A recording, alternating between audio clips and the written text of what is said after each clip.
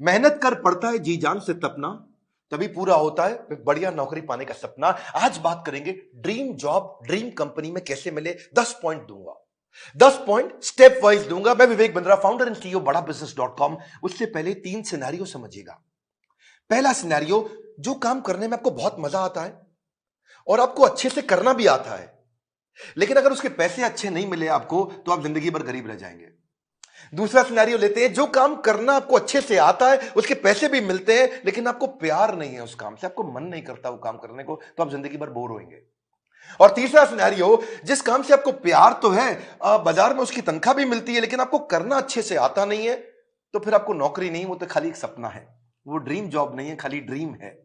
बात समझते हैं कि 10 पॉइंट क्या किया जाए, एक अच्छे से आपको जॉब कैसे मिले।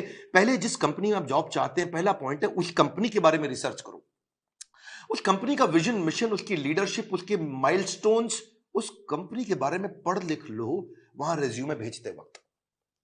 Naukri.com पे बहुत सारी अपॉर्चुनिटीज आपको मिलेंगी, लेकिन पहले कंपनी की वेबसाइट, इंटरव्यू में जाने से पहले उसके सोशल मीडिया, उसका एंगेजमेंट, mouthshut.com, glassdoor.com, उसका लिंक्डइन, उसके सारे गूगल पे सब चीजें।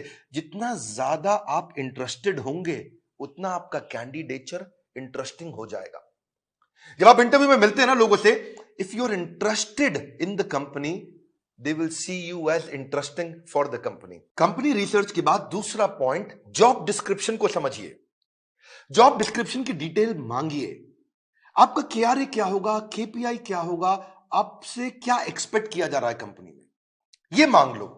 अगर यह समझ में आ जाए कि कंपनी आपसे चाहती क्या है, करवाना क्या चाहती है, जॉब का डिस्क्रिप्शन, आपका केआरए की रिस्पॉन्सिबिलिटी एरिया, आपका केपीआई की परफॉर्मेंस इंडिकेटर, आपसे क्या एक्सपेक्ट किया जा रहा है इस रोल में, अगर वो मिल जाएगा तो पूरा ग्रिप आ जाएगा आपका इंटरव्यू में।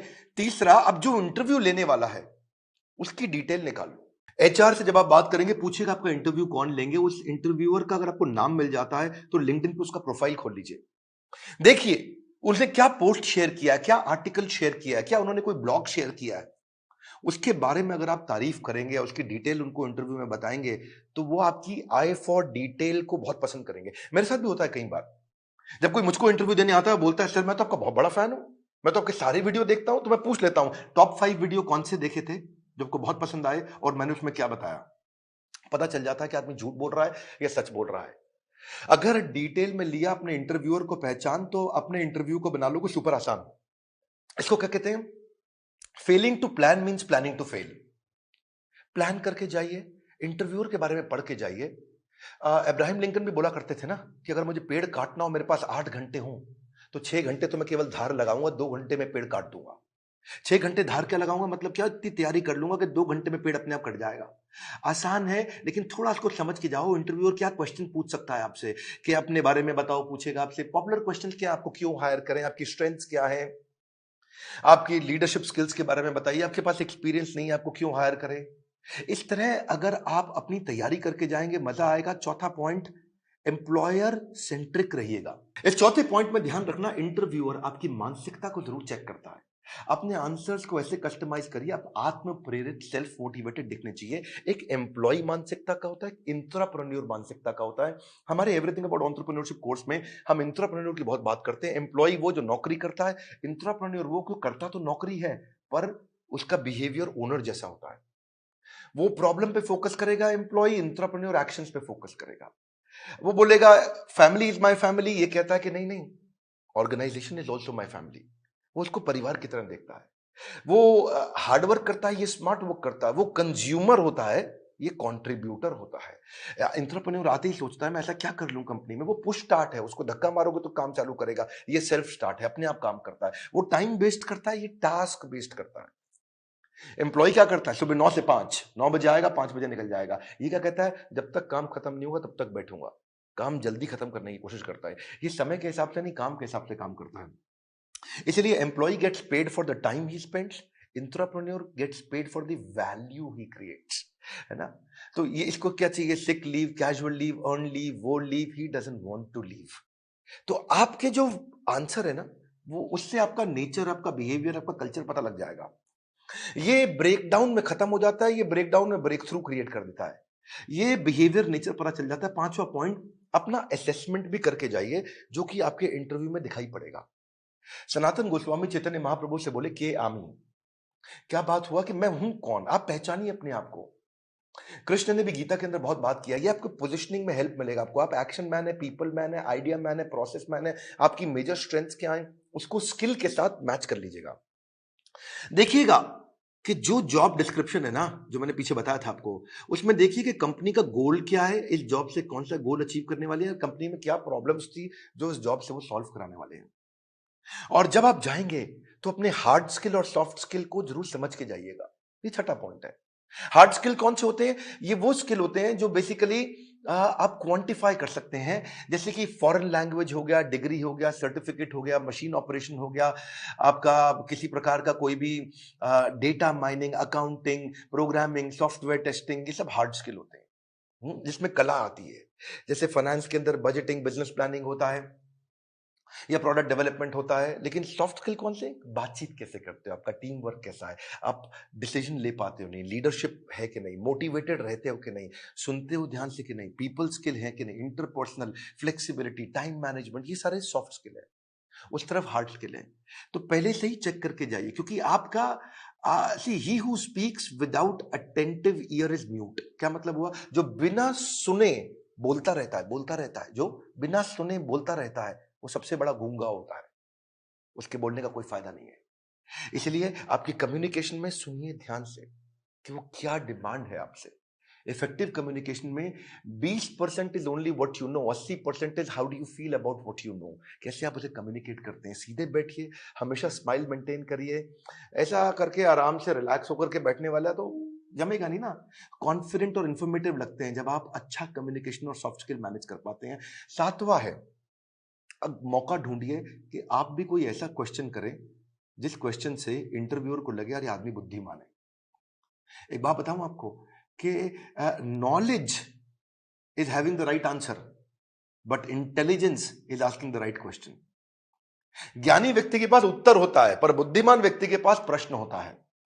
अगर आपने कोई ऐसा प्रश्न किया जिस प्रश्न से वो बहुत इंप्रेस हो सकता है, जैसे आप उनसे पूछिए इस बारे में, इस रोल से आप कौन सी प्रॉब्लम सॉल्व करना चाह रहे हैं, इस रोल के माध्यम से आप कौन सा गोल अचीव करना चाह रहे हैं, इस रोल से आप मेरी परफॉर्मेंस को कैसे इवैल्यूएट करेंगे।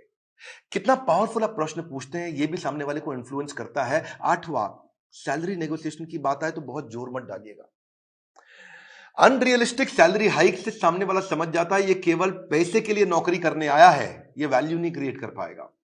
इसलिए वैल्यू क्रिएशन पे फोकस करिए, वैल्यूएबल अपने आप आएगा। मैं इसमें आपको हमारे जो दूसरे डायरेक्टर है संजय कथोरिया जी, इनका आपको 2015-16 का एक्सपीरियंस शेयर करता हूं। एक बार ये श्रीलंका में एक कंपनी के चेयरमैन के पास इंटरव्यू देने गए और कंपनी के चेयरमैन ने एक ही बात पे इनकी मर्जी की सैलरी दे दी। और वो क्या बात थी? जब उन्होंने पूछा क्या सैलरी लोगे, तो ये कहते हैं I believe in creating value and then sharing value. क्या मतलब हुआ इसका? कि मैं पहले 100 दिन आपके लिए वैल्यू क्रिएट करूंगा, अगर वैल्यू क्रिएट हो गई बढ़िया, तो उसके बाद आप उस वैल्यू को शेयर कर देना मेरे साथ, तब आप तनख्वाह मेरे हिसाब से दे देना। अभी आपको जो समझ में आता हो आप दे सकते हो मुझे, लेकिन मैं वो काम करके दिखाऊंगा, वो वैल्यू क्रिएट करूंगा, तब मैं वैल्यूएबल डिमांड करूंगा। Create value then share value. ये बात सामने वाला इतना इंप्रेस हुआ, बोला कोई बात नहीं, 100 दिन की बात की है, आज ही बता दो क्या तनख्वाह लोगे। जब आप वैल्यू क्रिएट करने पे फोकस करते हो, पहले कहते हो मैं वैल्यू क्रिएट करूंगा बाद में अपना शेयर लूंगा, इससे सामने वाले को आप पे बहुत कॉन्फिडेंस आ जाता है। सैलरी नेगोशिएशन पे बहुत फोकस मत करिए, मेन मुद्दा समझिए, वैल्यू क्रिएशन पे फोकस करिए। सैलरी नेगोशिएशन अपने आप हो जाएगी जब वैल्यू क्रिएशन का सामने कॉन्फिडेंस आ जाएगा कि आप करके क्या दिखा सकते हैं जॉब में। 9वां पॉइंट, अपने रेज्यूमे पे ध्यान दीजिएगा। ये हालांकि मैं थोड़ा पहले भी बता सकता था 9वां पॉइंट, पर ध्यान रखिए अपने लाइवली और एक्शन ओरिएंटेड वर्ड लिखिए। रेज्यूमे लंबा मत बनाइए, 6 पेज, 8 पेज, 10 पेज का, क्योंकि जो रिक्रूटर होता है या जो इंटरव्यूअर होता है वो उसके पास ज्यादा समय नहीं है देखने के लिए। बुलेट पॉइंट्स में लिखिए ताकि मैक्सिमम चीजें कैप्चर हो जाएं कम समय में। सीक्वेंस के अपना एक्सपीरियंस लिखिए, और अगर एक्सपीरियंस ज्यादा नहीं है तो कोई बात नहीं, आपने आज तक जो भी कहीं पे थोड़ा बहुत इंटर्नशिप भी किया तो वो भी डालिए। एक कवर लेटर अगर आप बना सको ना तो वो गेम चेंजर होता है अपनी एग्जैक्ट पोजिशनिंग के लिए, कि आपके पास स्किल है और कंपनी को ये जरूरत है, तो कंपनी की जरूरत और आपके स्किल कैसे मैरी कर सकते हैं आपस में, कैसे मैरिज होगी। तो एक छोटा सा कवर लेटर आधे पेज का 8-10 लाइन का बना सकें अगर आप तो। रेज्यूमे ऐसा होना चाहिए कि सामने वाले को 20 सेकंड में सारी बात समझ में आ जाए, उसको ध्यान से बार बार देखो ऐसा कि क्या 20 सेकंड में समझ में आ रहा है पूरा रेज्यूमे। रेज्यूमे में बहुत डिटेल लिखने में सफलता नहीं है, किसी के पास टाइम नहीं है आज डिटेल में पढ़ने के लिए। पर रेज्यूमे के अंदर जो हायरिंग मैनेजर है, एक सर्वे बताता है वो 6 सेकंड में डिसाइड करता है इसको बुलाऊं कि नहीं बुलाऊं। तो बड़ा इंपॉर्टेंट है, बहुत ज्यादा एग्जैजरेट ना करें नहीं तो पर्दा फाश हो जाता है बाद में।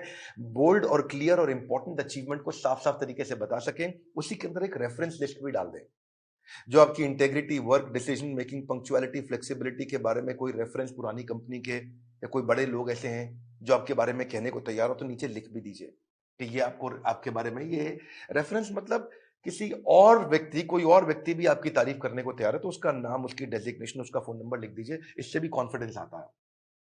और फिर भी अगर इंटरव्यू में आप जा ही नहीं पा रहे, आपको इंटरव्यू मिल नहीं रहे हैं, तो हो सकता है कि आप अच्छी जॉब साइट्स पे नहीं हो। मार्केट में धक्के नहीं खाने पड़ेंगे अगर आप अच्छी जॉब साइट्स पे जाओगे। इसमें आपको फ्री ऑफ कॉस्ट बहुत सारी अपॉर्चुनिटी मिल जाती है, ऑटो नोटिफिकेशंस मिल जाते हैं, अपने आप नोटिफिकेशन आते रहते हैं, एम्प्लॉयर खुद ही आपके पास आ जाता है अगर आप अच्छी जॉब साइट्स पे जाते हो। इसमें प्रीमियम सर्विसेज भी होती हैं। बड़ी पॉपुलर जॉब साइट्स में shine.com, naukri.com, Times Ascent, Times job और मॉन्स्टर है।